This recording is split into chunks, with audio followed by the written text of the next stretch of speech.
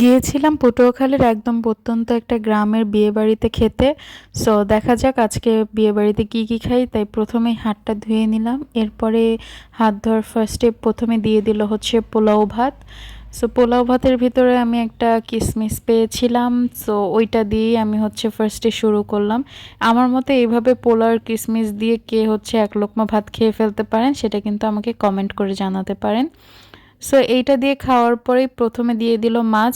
আমি যদিও যত জায়গায় খেয়েছি ফার্স্টে রোস্ট দেয়, বাট এইখানে প্রথমে হচ্ছে মাছ দেয়।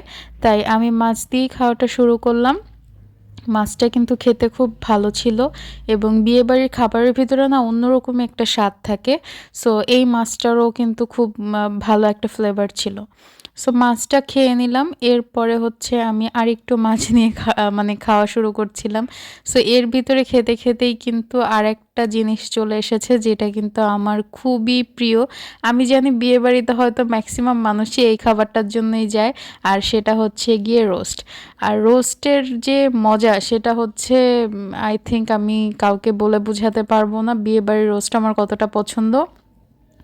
সো রোস্ট আমাকে একটা ব্রেস্ট পিস দিলেও আমি কিন্তু লেগ পিস পছন্দ করি। সো আমি এই জন্য পাশের প্লেট থেকে লেগ পিসটা চুরি করে খপ করে নিয়ে এসে খেতে শুরু করে দিলাম। আর রোস্টের পিসটা হচ্ছে খুবই সফট ছিল, দেখতেই পাচ্ছেন। আমি কিন্তু এক হাত দিয়ে ভিডিও করছি আর এক হাত দিয়ে ছিঁড়ে হচ্ছে খেয়ে ফেললাম।